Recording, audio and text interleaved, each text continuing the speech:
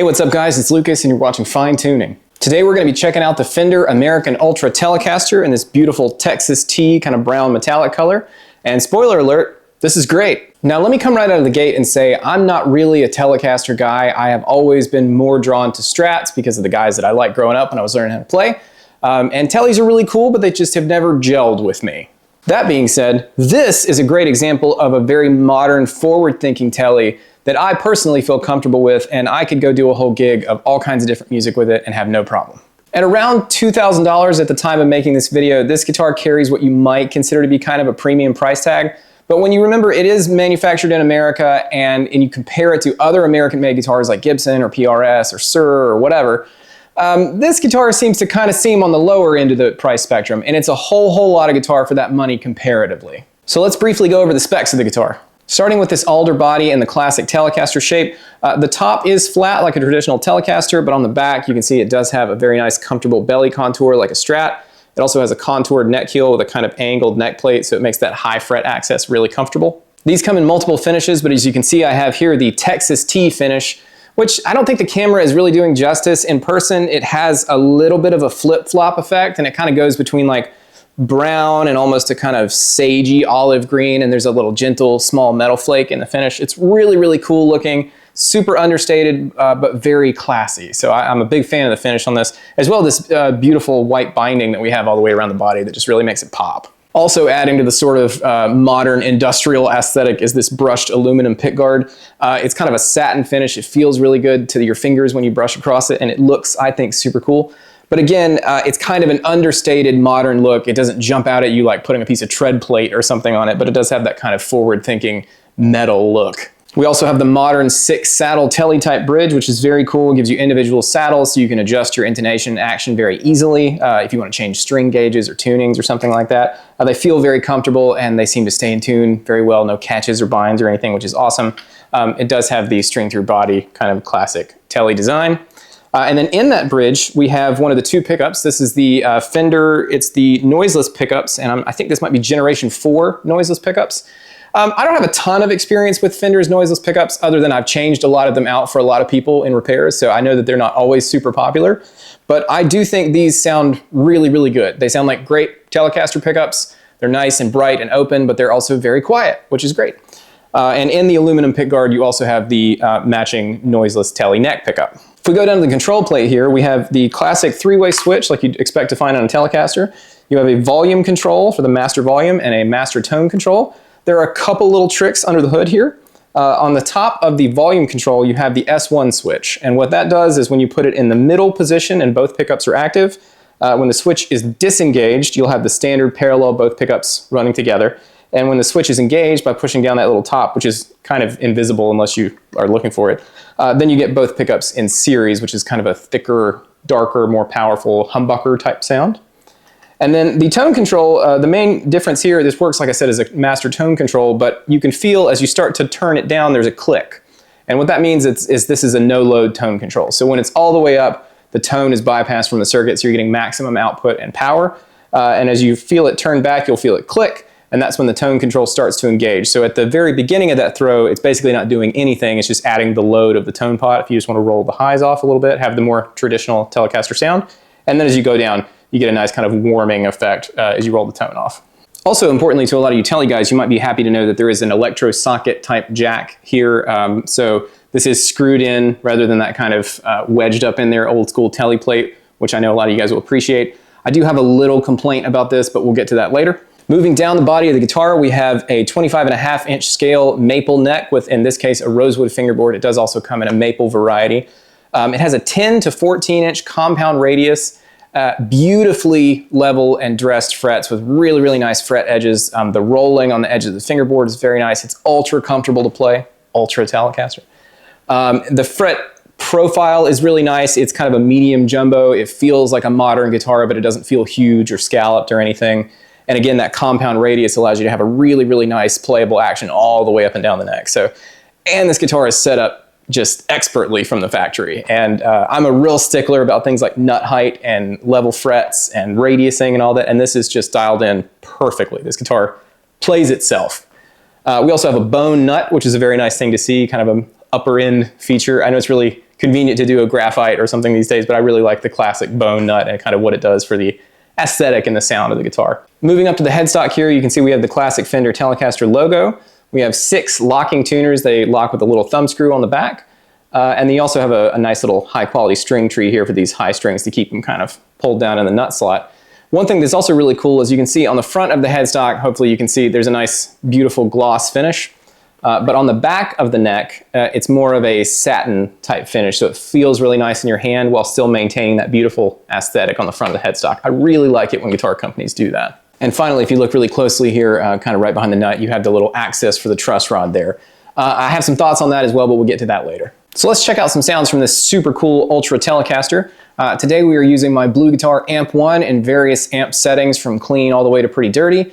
I am running through my Blue Guitar 1x12 nano cabs, and those have Eminence EM12N speakers, which are 200 watt EV style speakers, so very high headroom, very little breakup. And you're hearing that much with a couple of SN57s. I do have a stereo rig going on. I'll let you know when I start to turn on some effects or something, but this is best appreciated in headphones or through nice monitors so you can capture the stereo effect. Oh, gotta get some coffee in before we start playing licks because I'm an amazing dad. Oh, of 3 actually, I'm gonna have another one. Not trying to brag or anything, but I'm still worthy. We're gonna start in the vintage mode of the Amp 1, and I have it set pretty clean, kind of right towards the edge of breakup, so if I hit the guitar really hard, it's gonna start to clip a little bit, and I think that's a really good spot to really hear what the pickups sound like. Also a little bit of spring reverb.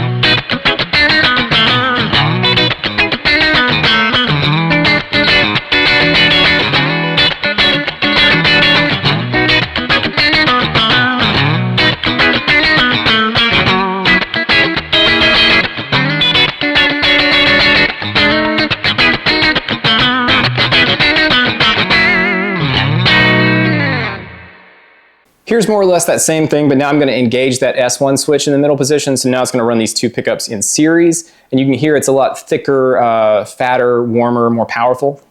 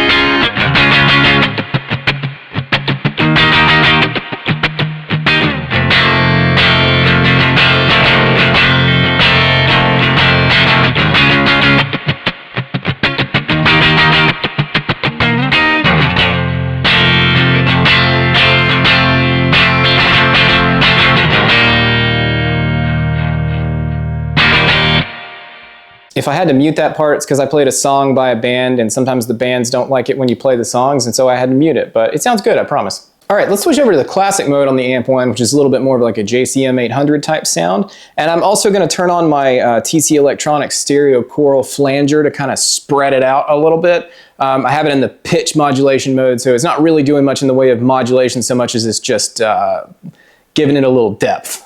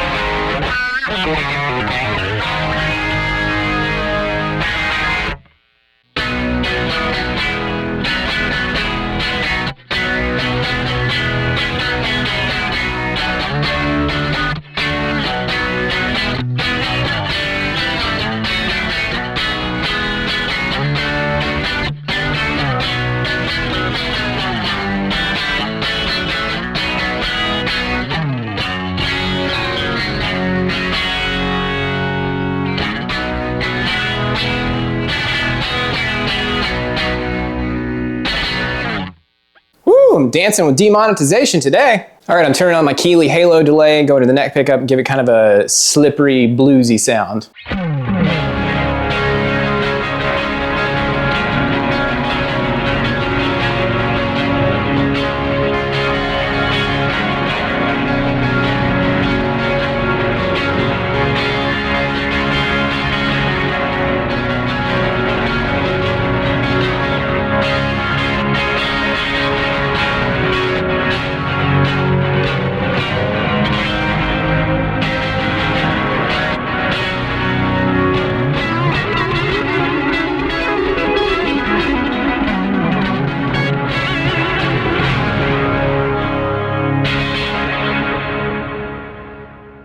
Real quick, before we get into the kind of higher gain, sort of more liquidy stuff, I want to touch on that sound in particular.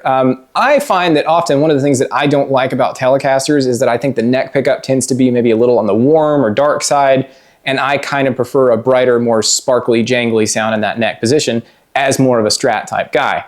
I'm happy to say that I think this pickup does a pretty good job of splitting the difference. It still sounds like a Telecaster pickup. There's that kind of metallic thonk to it. That's what I call it, a thonk.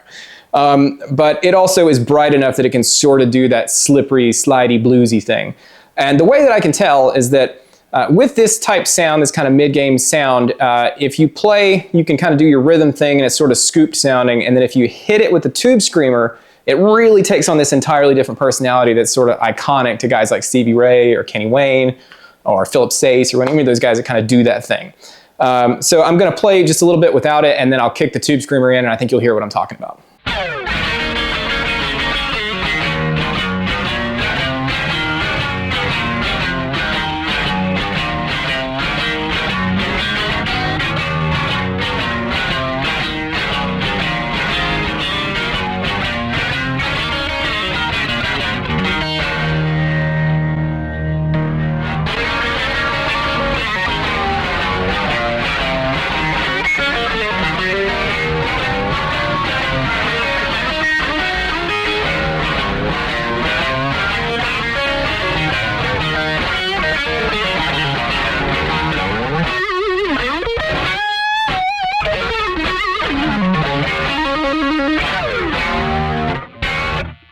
That's actually maybe a little higher gain than I intended it to be, but you get the idea.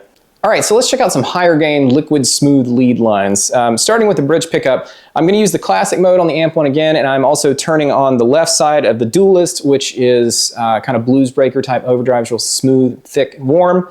And I'm also using the Keeley Halo delay to give me that kind of big halo sound. So this is going to kind of get me in the ballpark of somebody like Eric Johnson or Joe Bonamassa or something. I can't play like those guys, but the tone is relatively similar. I'm also rolling the tone back a little bit on the guitar to kind of just warm up that attack a little.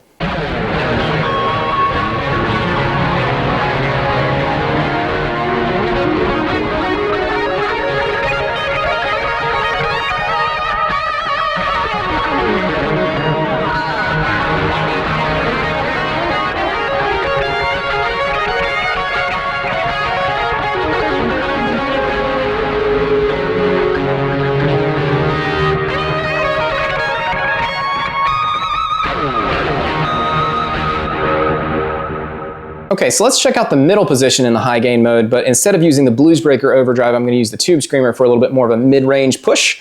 And I'm also going to engage the S1 switch so we go into series mode with both pickups on. And that's going to give you a really cool, hot, honky tele sound, which is a lot of fun to play with, and you can kind of do that sort of Zakk Wylde, fast chicken picking type thing, and I think it sounds really awesome.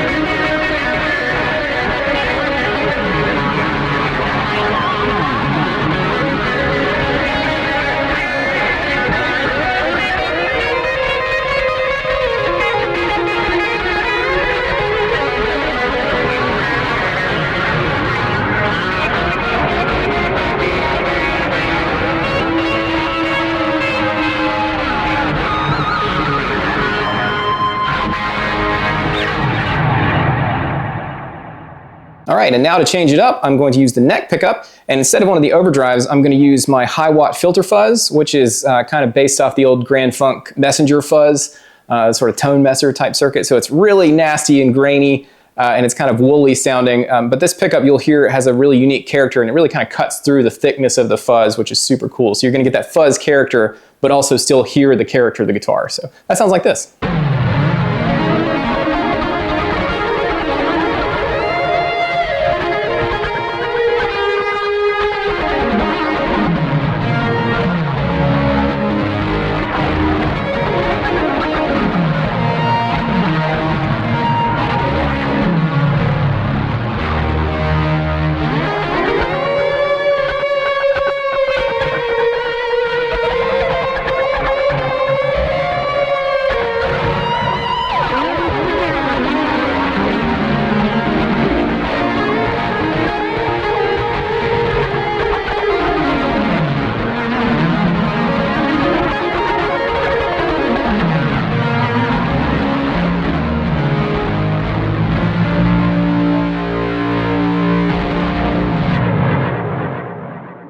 There's nothing quite like stepping on a great fuzz pedal and hearing your guitar turn into this like giant behemoth woolly thing. It's so fat and satisfying to play.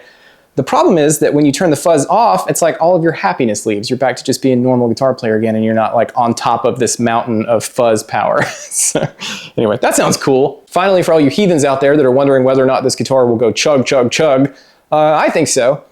So I've switched over to the Amp One's modern mode and adjusted the tone controls a little bit so it's more kind of in a scooped, aggressive sound. Keep in mind this is still a Telecaster pickup. It's never going to sound like a humbucker, but it is doable, I think. And that sounds like this.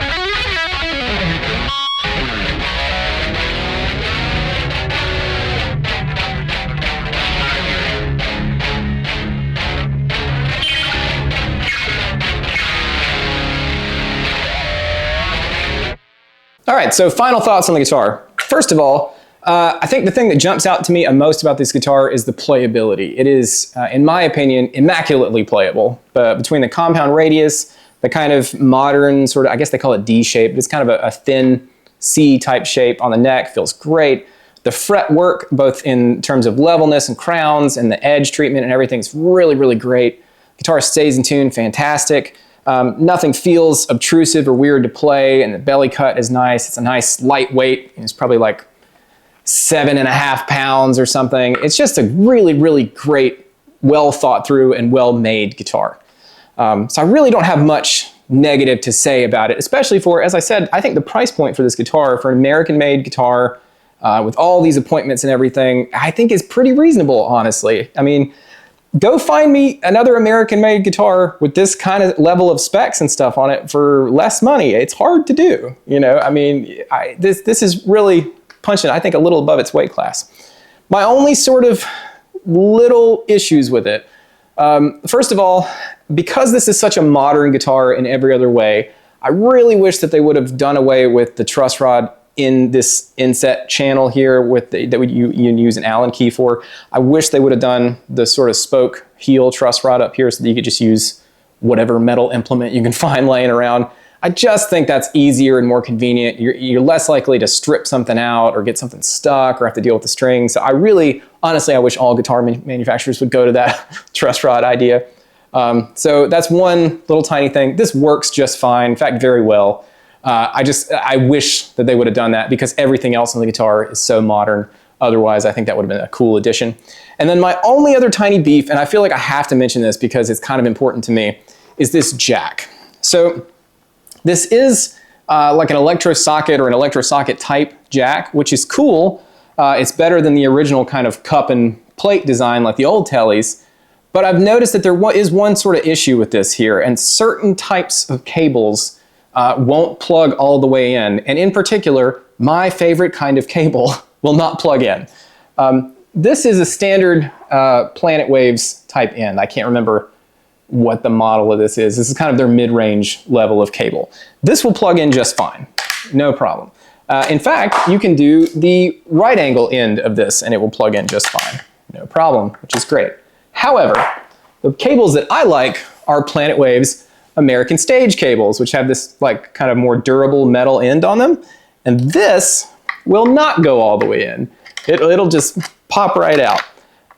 Neither the straight or the right angle version of that will go in. I find that a little frustrating. Not a huge deal.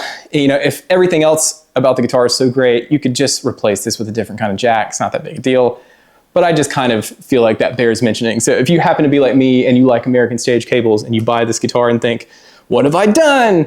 You know, just change it to a plate jack or something. It's not a huge deal. But those are my only two little sort of quaffs about the guitar. Other than that, I think it's really terrific. All right, well, that's it for me. I hope you guys have enjoyed the Fender Ultra Telecaster in this beautiful Texas T color. Let me know what you think in the comments, or if you have any questions, by all means, leave it down below. Be sure to click like and subscribe, and until next time, I will catch you later.